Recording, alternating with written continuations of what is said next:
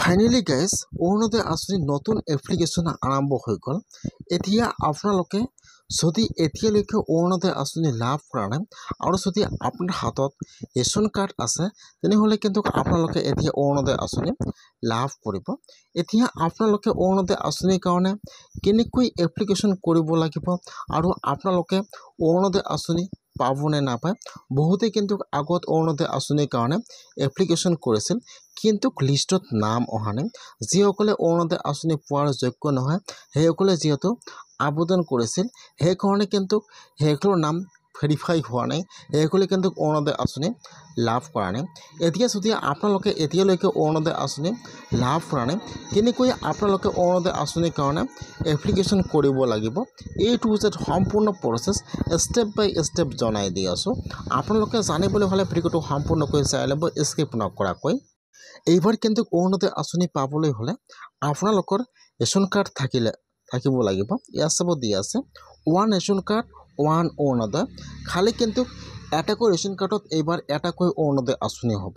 সেইকাৰণে যদি আপোনালোকৰ ৰেচন কাৰ্ড আছে তেনেহ'লে কিন্তু আপোনালোকে অৰুণোদয় আঁচনি লাভ কৰিব।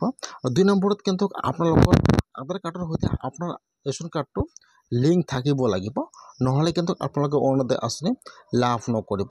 ইয়াত সকলো গাইডলাইন দিয়া আছে। ফাৰ্ষ্ট চাব দিয়া আছে ৰেচন কাৰ্ড, তাৰপিছত চাব দিয়া আছে আধাৰ চিটিং ৰেচন কাৰ্ড, আৰু ইয়াত চাব দিয়া আছে আপোনালোকে কিন্তু অসমৰ নাগৰিক হ'ব লাগিব, তেতিয়াহে কিন্তু আপোনালোকে অৰুণোদয় আঁচনি লাভ কৰিব। আগত কিন্তু বহুতে মানুহে অৰুণোদয় আঁচনি 340ত নতুনকৈ এপ্লিকেশ্যন কৰিছে। যিসকলে অৰুণোদয় আঁচনি পোৱাৰ যোগ্য আছিল আৰু অৰুণোদয় আঁচনি পাব লাগে সেইবিলাকৰ নাম কিন্তু ভেৰিফাই হৈ গৈছে, লিষ্টত নাম আহি গৈছে। যদি আপোনালোকৰ লিষ্টত নাম আহি গৈছে তেনেহ'লে কিন্তু এতিয়া আপোনালোকে আৰু আপোনাৰ ডকুমেণ্ট জমা কৰিব লাগিব। আপোনালোকে ফাৰ্ষ্ট লিষ্টটো চাব লাগিব। এতিয়া আপোনালোকে লিষ্টটো কেনেকৈ চাব, আপোনাৰ পঞ্চায়তত কিন্তু অৰুণোদয় আঁচনিৰ নতুন লিষ্টটো আহি গৈছে। আপোনালোকে আপোনাৰ পঞ্চায়তত যাই লিষ্টটো চাই লওক যে আপোনালোকৰ লিষ্টত নামটো আহিছে নেকি। যদি আপোনাৰ নামটো লিষ্টত আহিছে তেনেহ'লে আপোনালোকে আপোনাৰ সকলো ডকুমেণ্ট জমা কৰিব, তাৰপিছত কিন্তু আপোনালোকে অৰুণোদয় আঁচনি লাভ কৰিব।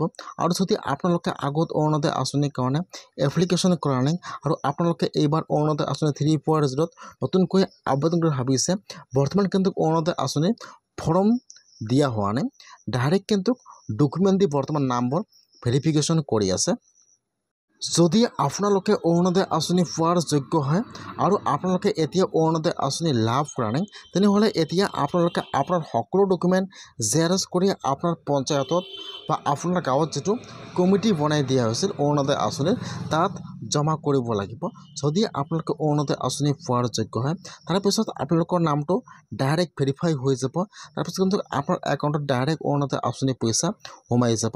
বহুতে কিন্তু এতিয়ালৈকে অৰুণোদয় আঁচনি লাভ কৰা নাই, সেইকাৰণে কিন্তু যিসকলে অৰুণোদয় আঁচনি পোৱাৰ যোগ্য হয় এতিয়ালৈকে অৰুণোদয় আঁচনি পোৱা নাই সেইসকলে আজি অৰুণোদয় আঁচনিৰ কাৰণে নতুনকৈ এপ্লিকেশ্যন কৰক।